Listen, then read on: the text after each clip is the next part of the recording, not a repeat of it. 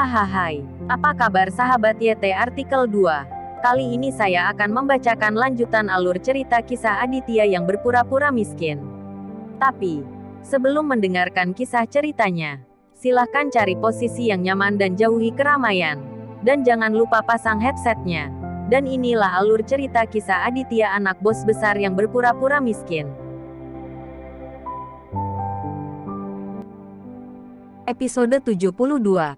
Kisah Aditya anak bos besar yang berpura-pura miskin. Farah sedang bekerja di perusahaan. Setelah menerima telepon dari Faisal, dia tidak bisa membantu tetapi merasa sangat khawatir. Dia tahu betul jenis alkohol. Apakah Anjani sekarang minum? Dia pasti terlalu banyak minum. Begitu. Tolong jaga dia dahulu. Aku akan segera pergi ke sana, kata Farah di telepon. Melihat Faisal berjalan dengan baik, bocah itu menghela nafas lega. Jangan khawatir, Farah. Saya akan merawatnya dengan baik. Tetapi Anda harus segera datang. Saya tahu. Farah menutup telepon dengan tergesa-gesa. Tuan Muda Baim, saudara perempuan pacarku berkata dia akan datang sekarang. Hehe. Faisal memandang Baim dengan ekspresi yang menyenangkan. Dan sedang menunggu Tuan Muda Bayu dari Toraja untuk memujinya. Benar saja. Bayu sangat puas. Sejak melihat Farah tadi malam, hati Bayu gatal. Dia merasa bahwa Farah jauh lebih cantik daripada Anjani. Yang paling penting adalah bahwa Farah relatif dewasa. Dan dia adalah wanita yang sudah menikah. Wanita seperti ini adalah yang paling enak. Ini pertunjukan yang bagus. Ketika masalah selesai, saya akan memberimu tambahan 50 juta. Total manfaat 250 juta. Bayu melambaikan tangannya dan berkata kepada Faisal. Faisal langsung bersemangat ketika mendengarnya. Dia selalu kekurangan uang. Baginya, 200 juta hingga 300 juta sudah merupakan angka astronomi. Terima kasih Tuan Bayu. Terima kasih Tuan Bayu. Faisal mengangguk dan berterima kasih padanya. Terlihat seperti pelayan. Pria gendut di samping Bayu. Dan rekan lainnya. Semuanya bersenandung. Mereka benar-benar membenci orang seperti Faisal. Faisal tidak peduli tentang hal-hal ini. Selama itu bermanfaat. Dia memiliki lebih dari 200 juta. Dan dia tidak peduli dengan sisanya. Bayu sudah mengeluarkan air liur untuk Anjani saat ini. Melihat Anjani berbaring di sofa dengan pusing. Anak ini akan menyerang. Tuan Muda Bayu, ini kota Manado. Apakah akan merepotkan untuk melakukannya? Teman Bayu mengingatkan. Bagaimanapun, ini bukan Toraja. Bayu berjalan menyamping di Toraja. Tetapi tidak harus di kota Manado. Hehe, jangan lupa, pamanku tinggal di Toraja. Dengan dia yang bertanggung jawab, apakah aku masih takut pada seseorang? Bayu tertawa puas sebentar, dan bertanya pada temannya sebagai balasannya. Setelah teman Bayu mendengar ini, dia langsung menjadi percaya diri. Hahaha, aku hampir lupa. Jadi jangan khawatir. Setelah mengatakan itu, mereka sudah menantikannya. Jadi dia hanya menunggu Bayu selesai bermain, juga mencobanya. Bayu tidak sabar, di depan pacar Anjani. Sangat menyenangkan untuk memikirkannya. Wah, kamu akan menjadi raja ke-8. Bagaimana menurutmu? Haha, Bayu memandang Faisal dengan setengah tersenyum. Dan sudah mulai menyerang Anjani. Faisal tidak bisa menahan perasaan sedih untuk sementara waktu. Tetapi memikirkan 250 juta. Anak ini berpikir itu sepadan. Tuan Muda Bayu, Anda bersenang-senang. Saya akan menjaga Anda. Faisal tersenyum lagi. Dan pergi ke pintu untuk menjaga. Sialan. Apakah kamu tidak mengerti apa yang kukatakan?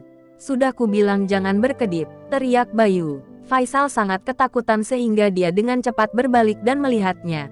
Dan anak ini tidak senang. Gadis kecil, kamu terlihat sangat cantik. Bayu meneteskan air liur dan menyeret Anjani ke bawah. Anjani diseret seperti ini. Dan dia merasa tenang. Ah, apa yang kamu lakukan? Anjani melompat dari sofa dengan ketakutan dan menatap Bayu. Yang tidak memiliki niat baik. Dengan linglung. Sial. Mengapa efek obat ini begitu buruk? Bayu marah. Dan ingin menerkam Anjani lagi. Jangan sentuh aku. Jika kamu mendekat aku akan memanggil saudara iparku. Anjani memperingatkan Bayu. Dia sekarang memikirkan Aditya.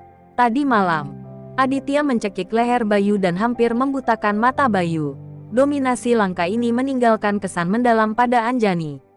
Jadi dia sekarang menggunakan Aditya untuk menakut-nakuti Bayu ini, berharap membuat Bayu mundur. Tanpa diduga, akan lebih baik untuk tidak menyebut Aditya. Tetapi ketika Aditya disebutkan, Bayu menjadi lebih gila. Lumpuh, kamu masih berani menggunakan anak bernama Aditya untuk menekanku. Aku mencarinya, Bayu memarahi. Bergegas ke Anjani, mengangkat tangannya dan menamparkan wajah Anjani. Dengan sekejap, Anjani dipukuli bahkan lebih pusing.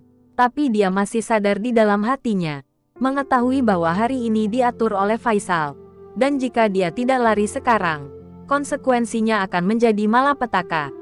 Jadi Anjani berlari, bergegas ke pintu kamar pribadi, membuka pintu dan berlari ke koridor. Apakah kamu masih ingin lari? Bayu menatap Anjani. Kamu kira kamu bisa lari dari sini? Bocah itu mengejar keluar dari kamar pribadi dan menjambak rambut Anjani. Persetan denganmu, Bayu mengutuk, menyeret Anjani ke kamar pribadi. Berhenti, apa yang kamu lakukan? Pada saat ini, Farah, yang datang dengan tergesa-gesa, baru saja melihat adegan ini dan berteriak dengan tergesa-gesa. Bayu terkejut pada awalnya, tetapi segera matanya menjadi lurus. Hanya berpikir untuk melihat Farah segera. Farah tiba. Poin kuncinya adalah bahwa wanita cantik ini adalah istri Aditya. Dia pukuli oleh Aditya tadi malam. Bayu memikirkan ini di dalam hatinya. Hehe, siapapun yang benar-benar memikirkannya, aku akan mengantarkannya ke pintu. Ayo. Cantik, jika kamu ingin menyelamatkan saudara perempuanmu, mari kita pergi ke kamar pribadi dan mengobrol dengan baik. Bayu tersenyum dan melambai pada Farah. Farah menggertakkan gigi. Apakah masih ada otak? Dia memikirkan Aditya saat ini. Bagaimanapun, dia tahu bahwa Aditya dan Dilan memiliki hubungan yang sangat baik. Meskipun dia tidak tahu mengapa Aditya bisa berteman dengan Dilan. Di kota Manado, tidak ada seorang pun di jalan yang tidak berani memberi wajah pada Dilan. Jadi Farah merasa bahwa selama Aditya hadir, dia pasti bisa menyelamatkan dia dan Anjani.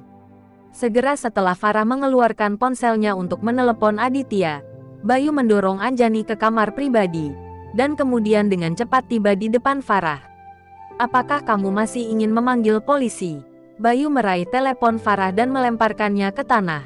Kamu. Farah sangat marah sehingga dia mengangkat tangannya dan menamparkan Bayu. Berani memukulku. Jika saya tidak akan sepenuhnya menaklukkanmu hari ini, jangan panggil aku Bayu lagi. Bayu marah. Dia tidak akan mengasihani Farah. Dia tiba-tiba menjambak rambut Farah dan memberi Farah 4 tamparan. Karena tangannya yang berat, wajah Farah bengkak dan darah mengalir dari sudut mulutnya. Jika kamu tidak mengalahkanmu, itu tidak jujur. Biarkan aku masuk. Melayani saya dengan baik. Bayu menarik rambut Farah dan menyeretnya ke kamar pribadi. Tolong. Farah berteriak minta tolong. Dia tahu akan buruk jika dia memasuki kamar pribadi. Jika seseorang bisa membantunya di koridor, masih ada harapan. Bayu juga sedikit bingung. Terlalu banyak gerakan dan itu sulit untuk ditangani. Jadi anak ini mengeluarkan seluruh kekuatannya dan menyeret Farah ke kamar pribadi.